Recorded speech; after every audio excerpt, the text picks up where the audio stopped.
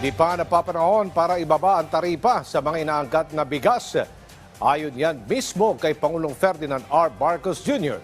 Siniguro rin niya sa publiko na ginagawa ang lahat para mapalakas ang lokal na produksyon at supply ng agricultural products sa bansa. Yan ang ulat ni Alan Francisco.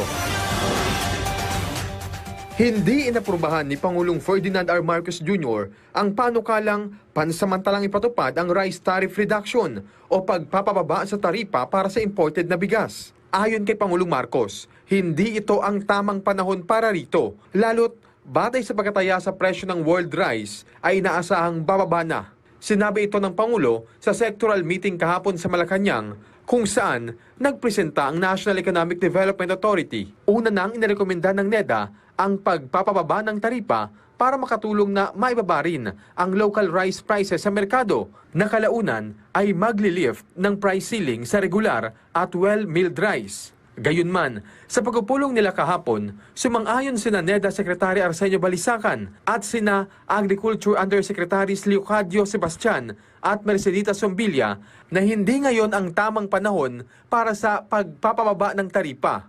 Sa ilalim ng Executive Order No. 39 na ipinatupad noong September 5, ipinag-uutos na ang presyo ng regular rice ay 41 pesos bawat kilo, habang 45 pesos naman per kilo sa well-milled rice. Sinabi rin ni Pangulong Marcos na mananatiling epektibo ang EO39 lalo't kailangan pa nila itong pag-aralan. Ikinatuwa naman ng ilang grupo na mag-asaka ang naging hakbang ng presidente. Hindi lang po siya nakinig, siya po ay pumabor sa aming pong paninindigan. So napakalaking ginawa po yan sa ating mga magpapalay na nasa kalagitnaan na po ng ating anihan ngayon.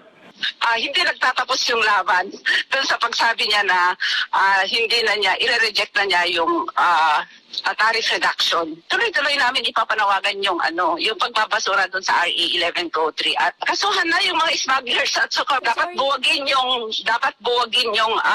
diyan sa mafia diyan sa DA. Una na rin pinag-utos ng punong ehekutibo sa DSWD na magbigay ng 15,000 pesos na cash assistance sa mga small rice retailers na apektado ng EO39. Bukod dyan, namamahagi rin ng Pangulo ng bigas sa mga benepisyaryo ng 4Ps o Pantawid Pamilyang Pilipino Program. Kasabay naman nito ay tiniyak ni President Marcos na ginagawa ng gobyerno ang lahat upang mapaganda pa ang sektor na agrikultura sa bansa. Gayun din ang pagpapataas sa lokal na produksyon at supply ng staple food. Sa mensahe ni Pangulong Marcos na binasa na Agriculture Undersecretary Domingo Panganiban sa 51st anniversary ng National Food Authority, binigyang diin niyang hindi tumitigil ang gobyerno sa paghahanap ng solusyon sa mga isyong pang-agrikultura nang hindi aaray ang mga magsasaka at retailers. Kasama rito ang mahigpit na kampanya laban sa mga smuggler at hoarder ng bigas at iba pang agricultural products. Positibo rin ang pagtingin ng punong ehekutibo sa magiging implikasyon ng NFA Modernization Program tulad ng Sarai Project o ang Smarter Approaches to Reinvigorate Agriculture as an Industry in the Philippines Project. Kinilala rin niya ang aksyon ng NFA sa pagpapanatili nito ng buffer stock ng bigas at palay lalo na sa panahon ng sakuna at kalamidad. Alan Francisco, para sa Bayan.